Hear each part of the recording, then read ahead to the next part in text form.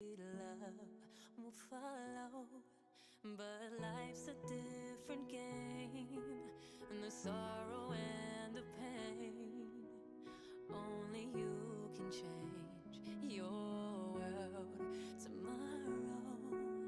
Let your smile light up the sky, keep your spirit soaring high.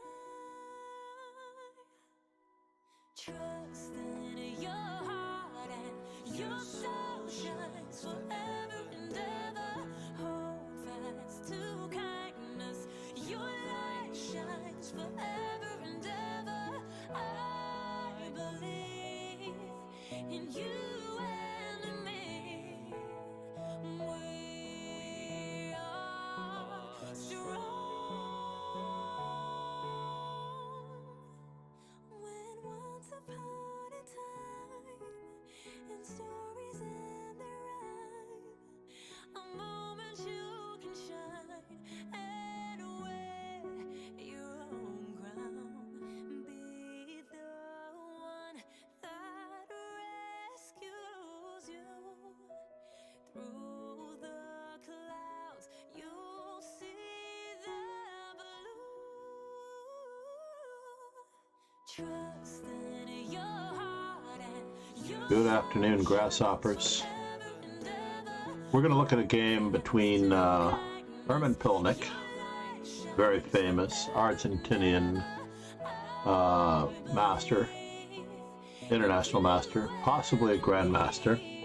At the time, he was one of the strongest players and participated in many of the strongest events, versus Tigran Petrosian, the 9th world champion. And in this particular game, Tigran Petrosian answers e4 with today what is considered the most popular defense against e4, the Sicilian defense. Now, Petrosian was known for playing the French, the Caro-Kann, and also answering e4 with e5.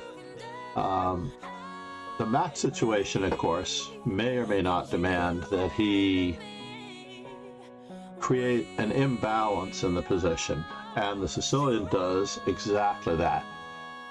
The other openings, such as the Caro-Kann, attack e4 with the potential of preparing the move d5. The French defense also prepares an attack on e4 with d5. And the two direct attempts, knight f6, where white can push his pawn and bother the knight, and d5 followed by e takes d5, either leads to the knight moving twice to recover the pawn, or to the exposure of the queen and recapturing.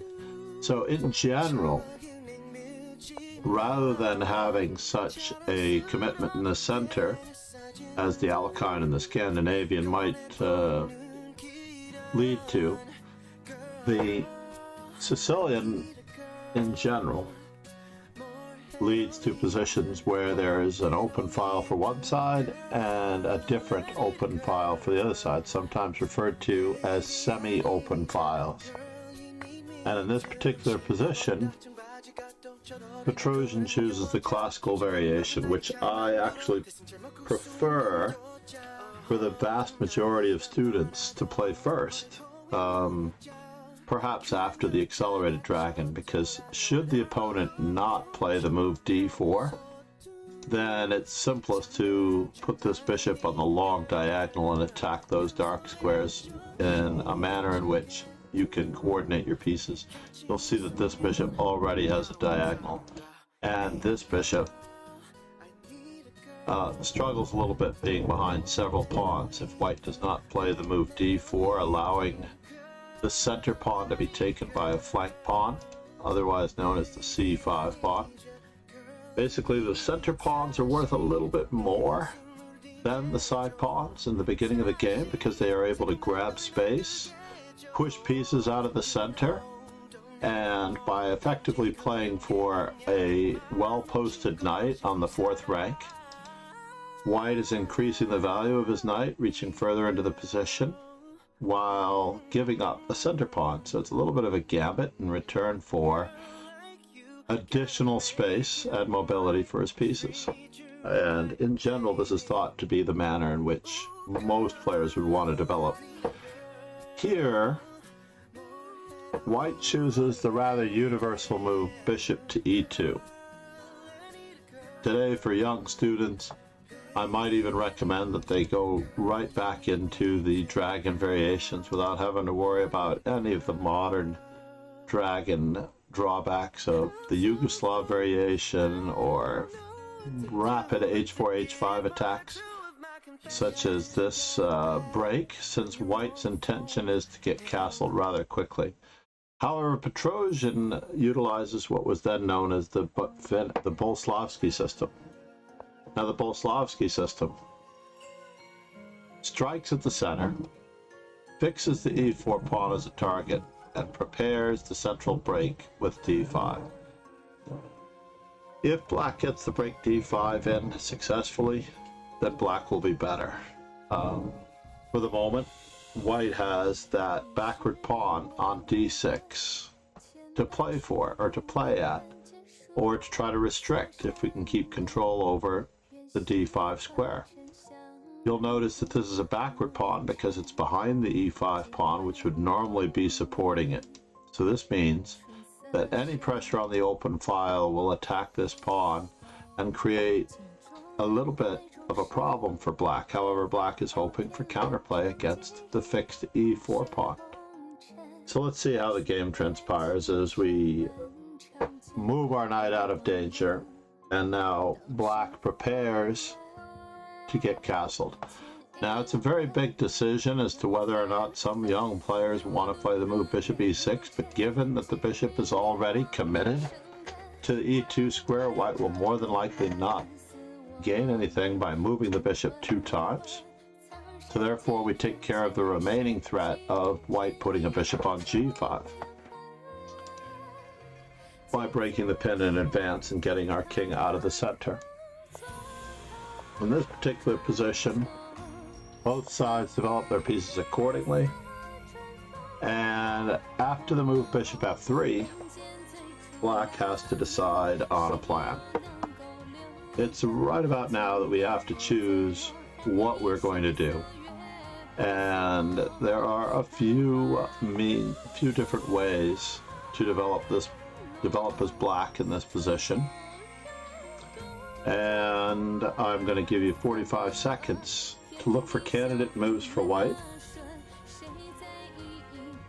And if you're watching the video, of course, you can pause it for longer. But the goal here is to choose your candidate moves appropriately to the position and then dive into each of them with a requisite amount of analysis, looking forward in the variations, trying to determine that those positions suit you. So 45 seconds to find 3 moves for black, or to at least survey the position. You're not looking for the best move. This is the best thing about improving your candidate move process. Finding several moves that you might continue to play upon.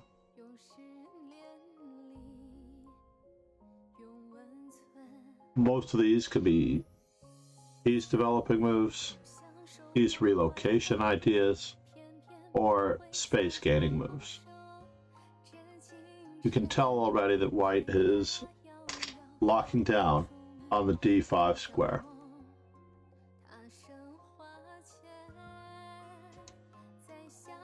And in this particular position, black has a choice of several ideas, either playing for a6 and b5, putting a rook on c8 perhaps, or simply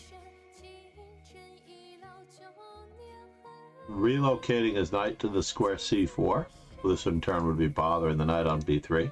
Petrosian instead chooses to play upon the awkwardness of the queenside knight on b3 by grabbing space with a5. And obviously white has a ready-made answer to this in the form of a4. A perfectly reasonable choice. However, this would increase the likelihood that black will seize upon the dark square b4. There's no way to drive this knight away, and d5 will be coming in short order, and black will have no problems in that particular situation. So Pilnik decides to occupy the center. This was perhaps his plan by supporting the e4 pawn and creating the short-term battery on the d5 square in order to support the planting of the knight on the d5 square. And this is perfectly reasonable to grab space in this manner. Not long ago, I mentioned that the knight on the 4th rank was improving its station and improving its value by being on the 4th rank. And a knight on the 5th rank is certainly worth more than a bishop. Let's think about this for a moment. A knight on the 3rd rank is worth a knight. A knight that can maintain itself on the 4th rank might be worth a bishop. So the 3rd rank being the row in front of the starting squares of the pawns. The 4th rank, of course, being the one shortly before we cross over the midpoint of the board. And the 5th rank for the knight actually improves the knight to the point where it is better than the bishop. So Petrosian, of course, lops off this knight, and white indeed grabs this, more space by recapturing with the pawn. And now black has to relocate his knight to a better square, perhaps to c5 or perhaps to the king side.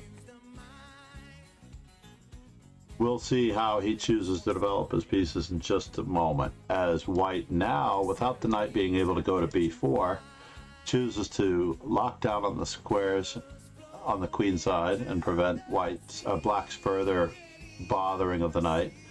This knight, however, has to relocate itself as quickly as possible, otherwise that rook might be left in the lurch. It won't be able to get to c8. And now white chooses to relocate his bishop. The b5 square may be calling out. The f pawn may join in the attack. Notice that the queen on d1 is guarding the d5 pawn, so the space advantage is preserved. And Petrosian in this particular position has to decide how he's going to go about further developing his pieces. Now, moving this f pawn forward would require the movement of the knight on f6.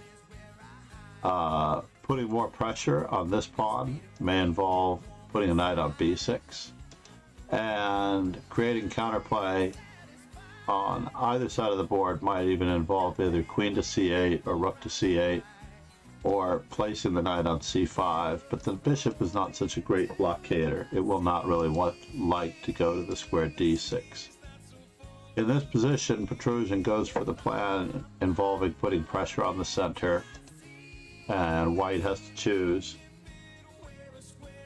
a manner in which he's going to protect it. And the only manner that doesn't defeat the purpose of his bishop move is c4.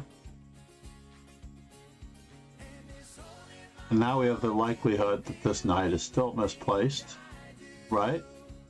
And black has to choose how he's going to deal with this knight's being limited in space. So he chooses knight on b to d7, having forced the c pawn forward. This position is relatively equal for both sides.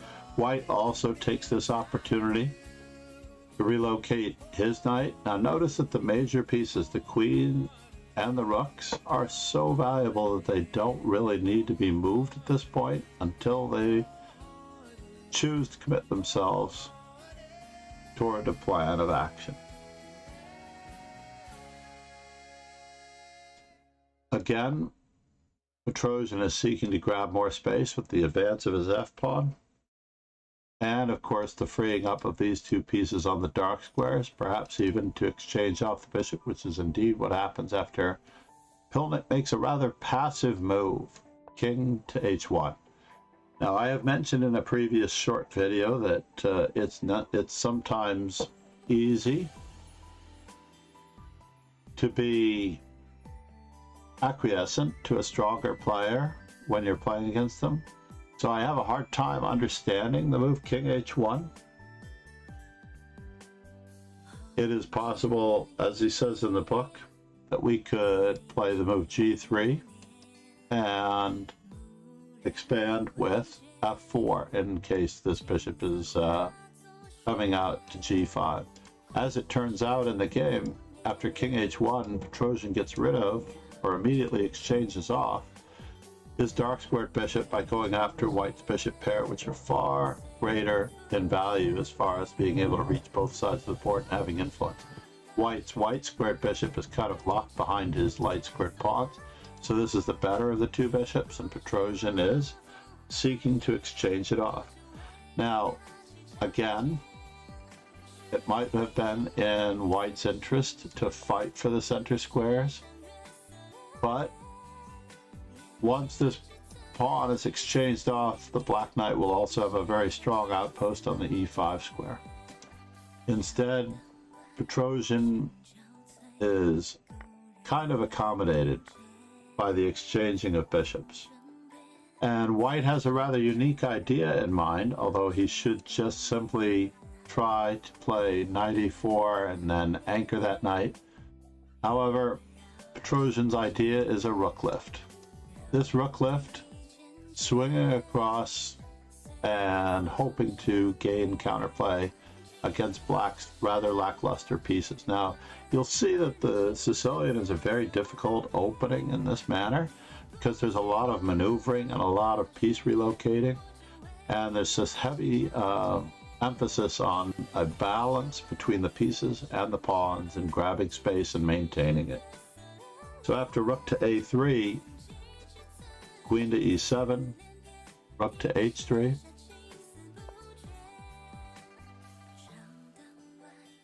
knight on e to f6. Petrosian returns.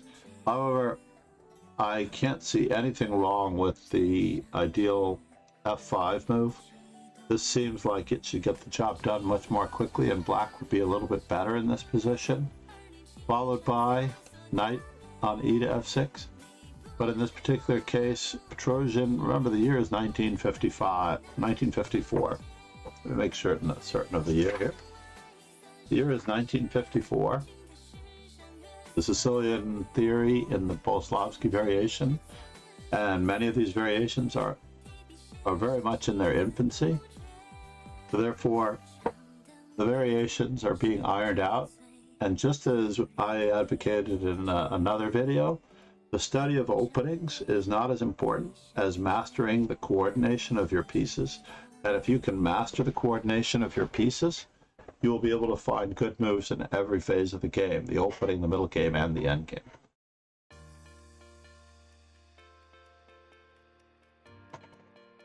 White, of course, is focusing on the king side.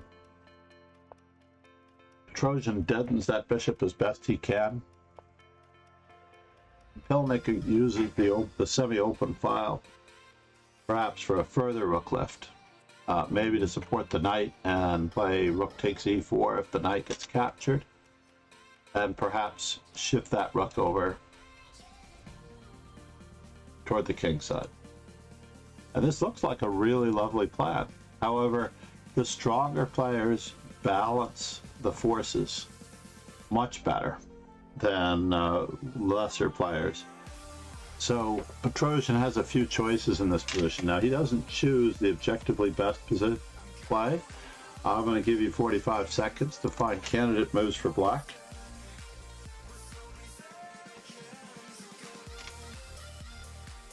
So that in this position we might be able to determine what's going on by analyzing each of the moves differently.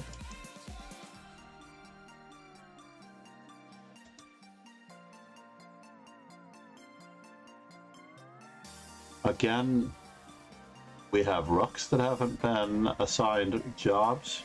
We have a knight still needing relocation, and we have threats on the king side that may or may not need to be addressed.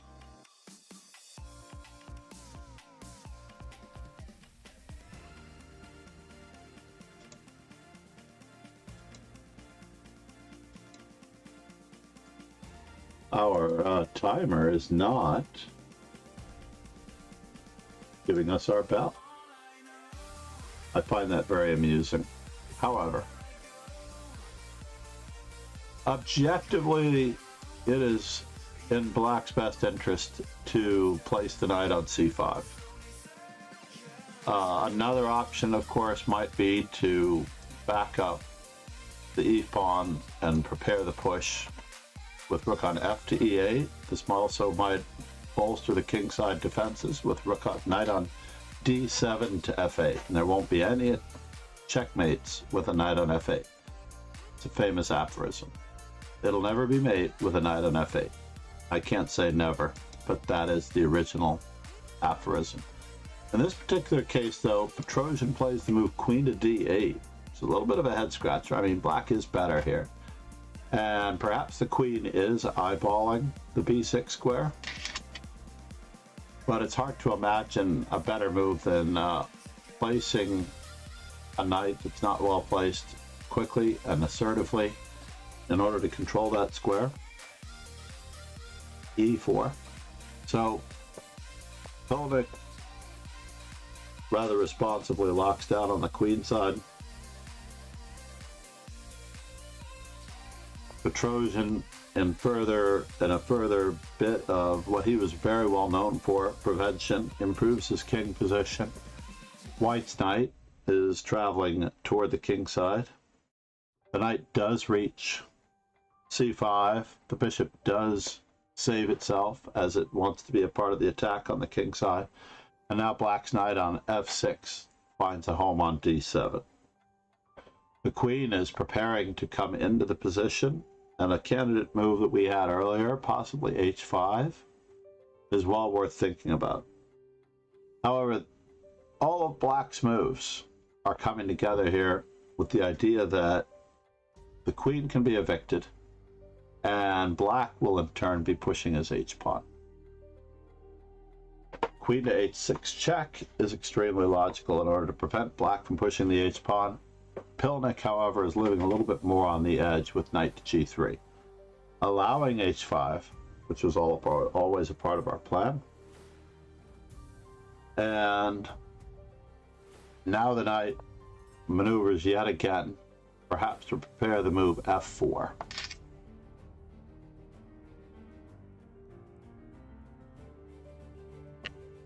Petrosian places his knight again on f6, and the knight seeks yet another square as he might be heading for g5. Four raiders from Irina Chan have joined. Irina, how are you?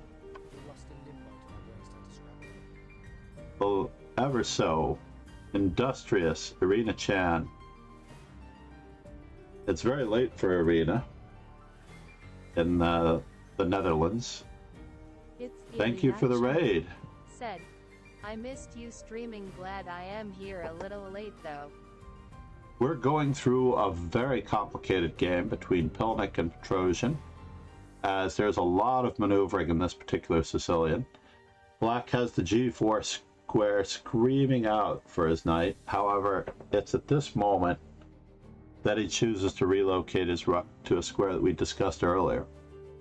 Now, this is a famous, I shouldn't say famous, but a relatively famous match between the USSR and Argentina that took place in 1954. And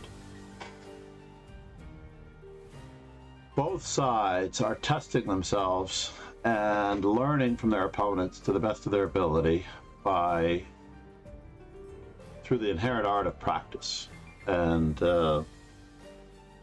as it turns out, on h to e3, knight to g4. So far, so good. And rook on e3 to e2. This unfortunate position for white seems like he's showing Petrosian way too much respect. Like f5 is really crying out in this position. For those of you who have not yet seen me streaming before, thank you, Irina, for the raid again. For those of you who have not seen me streaming before, I am FIDE trainer and National Master John MacArthur. It's Irina Chan. Said, QH5 also seems interesting apart from F5. It's Queen in H4, your chunk. yeah. Set Hence, rook on H4. E3 to E2. The lockdown on the F2 square to try to evict the knight.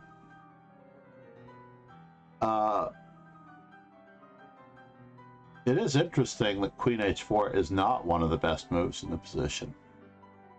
F5, Queen F6, and Petrosian's original idea perhaps of retreating the Queen to D8 with the idea of Queen to B6, putting pressure on the B pawn, are given a little bit more preference. There's also the possibility of just anchoring the knight and shifting the rook to the 7th rank and across, depending on where it's needed.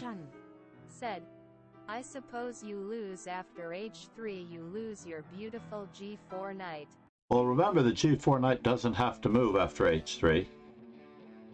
But after H3, we can't maintain the pin very long. We're discussing the idea of playing Queen to H4, threatening mate.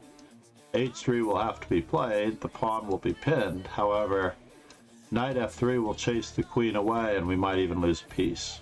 So the knight will have to move if E4 cannot be played and maintained. So hence, black should play the move F5 in this position. But remember, Petrosian was a far more strategic player, and he goes with the third plan that I mentioned before of putting pressure on the B3 pawn. He's also, in a roundabout way, threatening the F2 square, which is guarded by the battery across the 2nd rank, the queen. But we don't really want our pieces to be defensive. Therefore, white chooses the move F3 to chase back the knight. And after knight F6, rook E3 to guard the pawn on B3. How well will this work? Well, let's just take a quick peek here. We do have many choices again in this position. Queen to B4, exchanging off knights, H4, H3 to try to soften the squares on the king side, maybe even relocating our rook on E8 back to H8 in order to keep that pressure up. Earlier in the day, I actually had the opportunity to play knight H5 with the help of a pawn on H4 and a rook on H8 to threaten knight to G3 check, which would have caused a certain amount of pain to my opponent. I did manage to win that game, even though it wasn't with the help of that particular plan. So in this particular case, Petrosian begins by relocating his knight toward the king side again. Knight to E2, H4 we already mentioned, knight to G1. Again, white is being very passive, not doing quite as much. And I addressed this in another short video on my YouTube channel, where you have to follow through on your ideas, you have to assert yourself. And if you've not already subscribed to the YouTube channel, now is the time.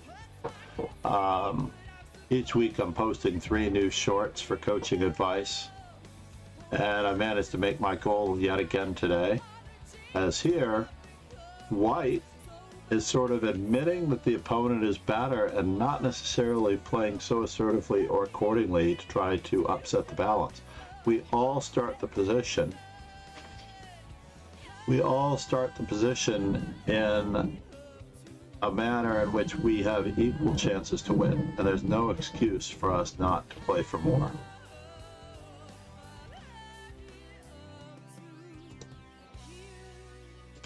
So as it turns out, the move H4 is played. We have the idea of knight H5, knight F4. We have the idea of rook H8 again. I like to see what Petrosian's going to do, just as you do. So here it comes, rook to H8. The knight tries to batten down the hatches on that side of the board, and one more time here we're going to look at several candidate moves. Try to match wits with Petrosian in this particular one. Thank you everyone for joining me, and thank you Arena for the raid. We'll give you yet another lovely plug. However, we're looking for candidate moves for black. So let's just take a moment I like you to look at them in groups of 3, not unlike how you throw darts at a dartboard. We don't know which one will be the best move, the best idea, the best concept, but by looking for several good moves in the position, we'll be able to dig our teeth into them with analysis. And afterwards, we'll be able to choose which move is the best. NC5 NH5 RH3. Rook Said, not 5. sure the darts analogy checks out. Well, I'll tell you a secret. Let's take it this way. How about if you are given the opportunity to throw 3 darts, but one very cocky player will say, I only need 1 dart because I am going to hit the bullseye every single time. So therefore, while all of the other players are throwing 3 or more darts, as we can in this position and candidate moves, most young players choose to only look at 1 move. Therefore, they are only throwing 1 dart, expecting to hit the bullseye every time. And we know in real life, that is not what happens. TK BTSXU, how are you? Thank you for the raid. It's not Kwadrashpatsky. Said, I once got kicked out of a TK is a chess streamer, and he also does a bit of dance and music as well, as you can tell by BTS being in the middle of his name. Thank you for the raid, TK. I am FIDE trainer and National Master John MacArthur. I've been teaching chess for almost 40 years. Soon I will have been teaching chess for longer than I've been alive, as I'm rumored to be 39 years old. But in this particular case, we're practicing our candidate move skills. And your candidate move skills have to be just as on point if you're going to dig in deep to the position as anything else. Thank you for the follows. VSync. Now, in order to find good candidate moves, good moves, you're going to have to be aware of 3 internalized questions. The common beginner's motif, and this is one that holds true, I guess, at every level, but in general, is it that internalized, or are we just looking at checks, threats, and captures, or are we looking a little bit deeper than that, as in paying attention to where are the weaknesses, what are the best and worst placed pieces, and what is our opponent's idea? When you're playing against an opponent, you have to incorporate their moves as a part of your plan. So here, the worst placed piece for black happens to be the rook on A8, and the rook on A8 should be coming into the game on E8.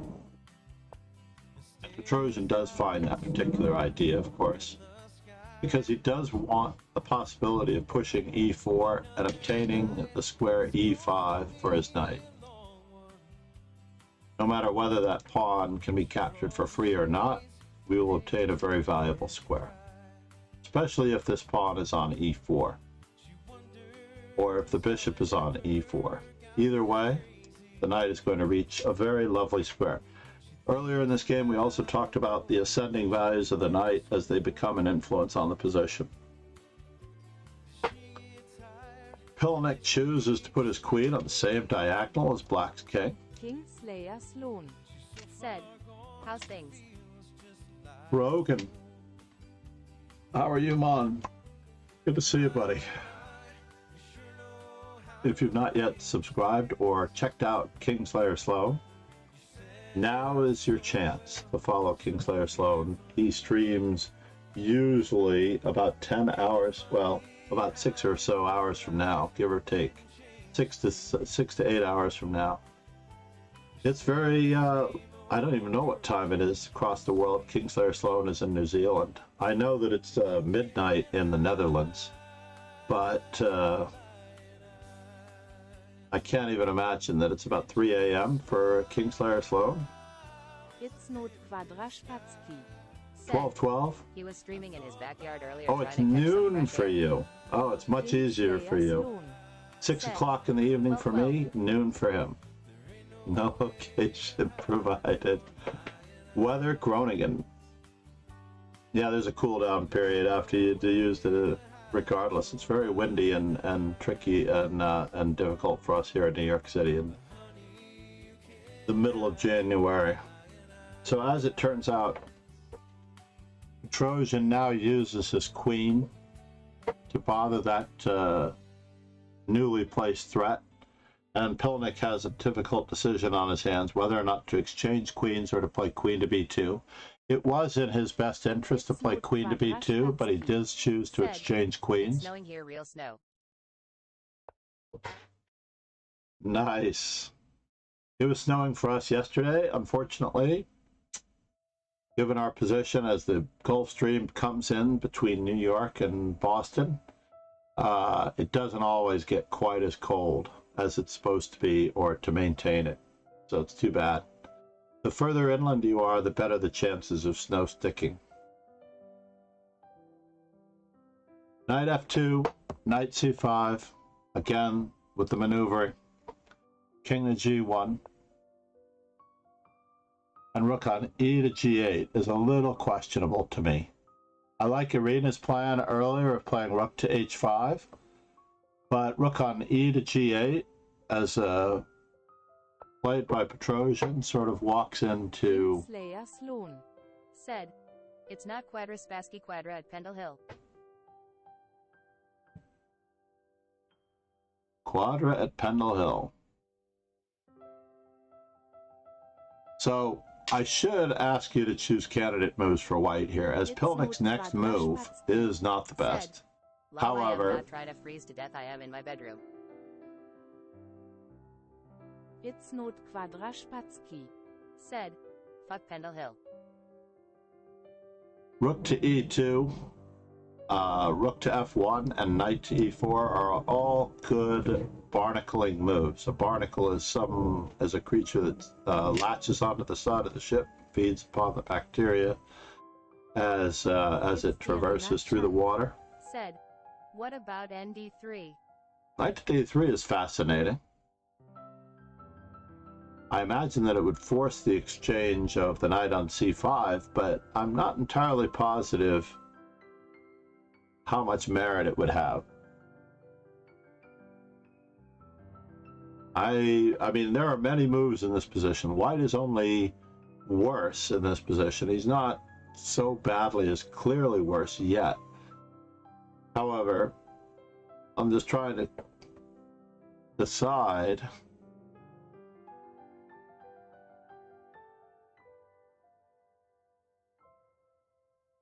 I mean, it would force the exchange of knights, but this would leave us with a bad bishop versus a good knight. And that knight can easily be replaced by another knight on c5, and the pawn storm with f5, f4. So I'm fairly certain that's why he didn't choose knight to e4 as well.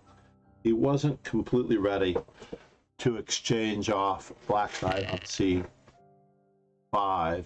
The other knight, of course, could easily drop in on the dark square f4, and that could even cause further problems. This bishop is really terrible.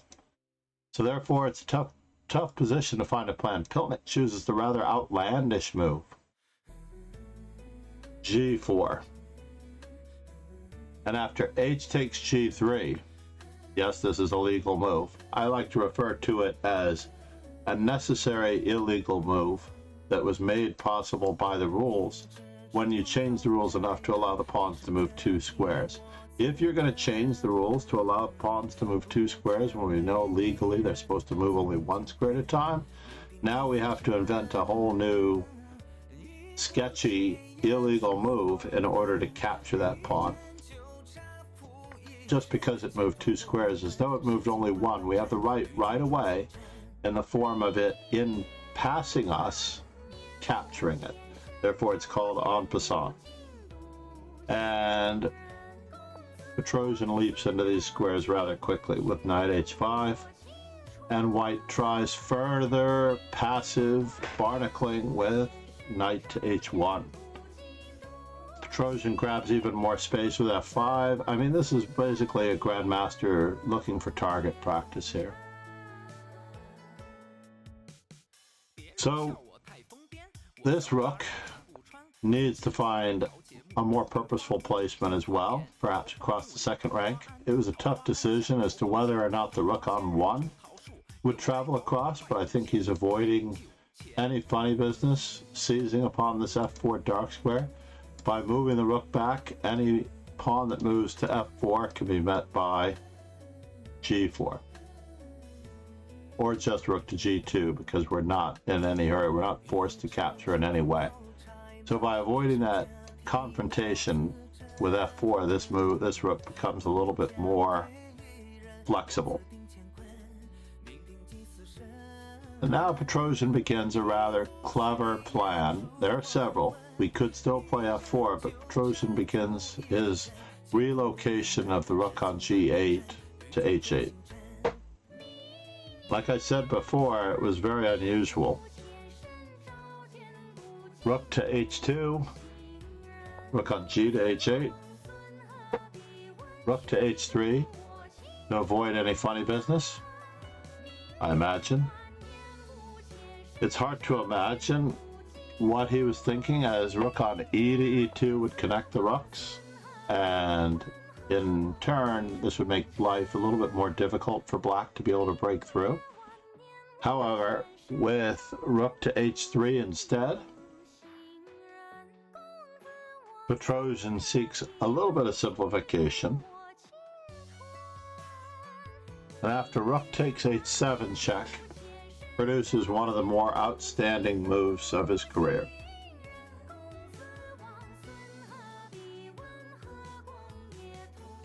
And I will give you 45 seconds to look at the idea behind the idea of Petrosian's move. Now, of course, there are only 3 legitimate pieces that can move in this position: the rook, the king, or the knight. And I can't tell you how many of my young students would automatically recapture in this position with the wrong piece one way or the other. But what is the idea? The idea that we're asking you to see is one in which produces a very decisive, or I should say a very clear advantage.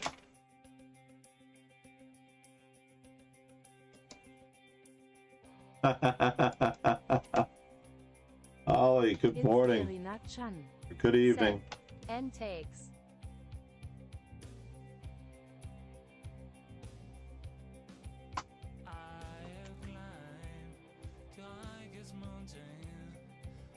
Again, yeah, the knight capturing with the idea of going to g5 and f3.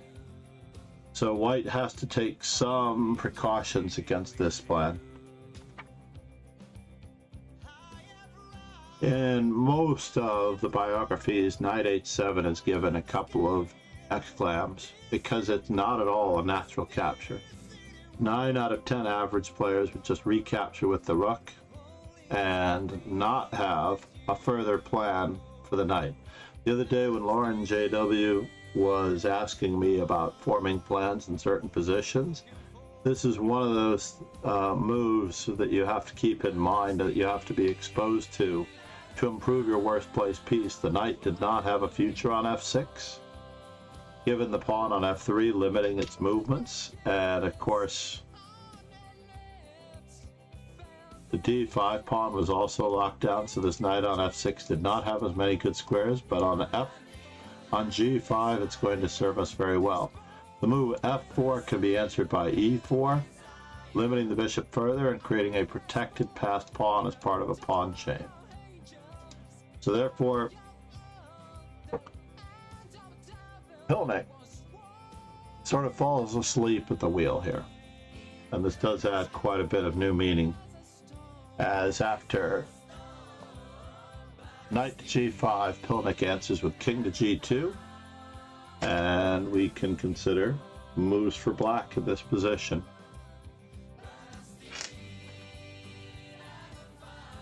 Again, the opening of your eyes to a variety of possibilities in the form of candidate moves can often lead to an awakening. And this is actually called a revelation move in analysis by Shereshevsky in Endgame Strategy, a book that was gifted to me recently by MD Night Zero. MD Night Zero, a huge supporter of the stream. I am preparing an Endgame Strategy series based on his gift of the book. This nation owes you a huge debt. Vex Power 28, thank you for the follow.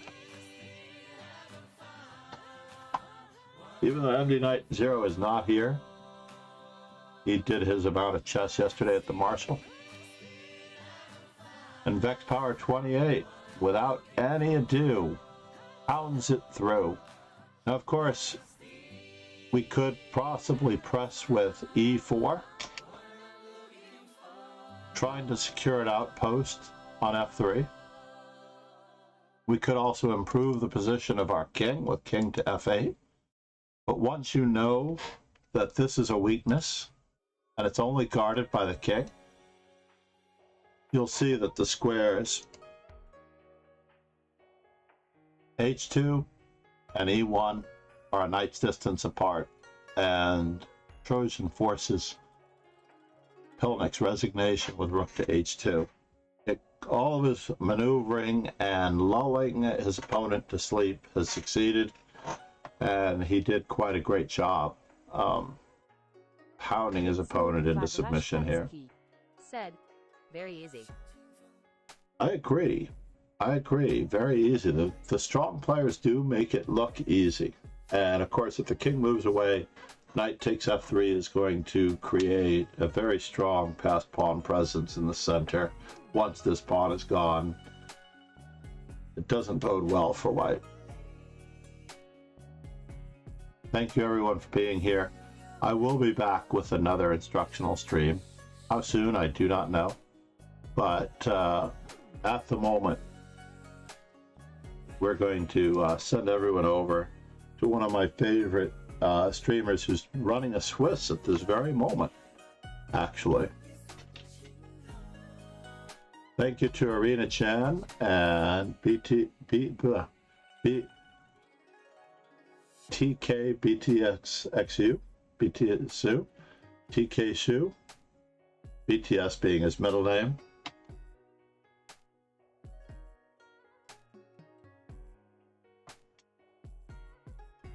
Let's roll our ending credits for everyone, and please enjoy the fall. And hopefully it's not too late to enter his Swiss.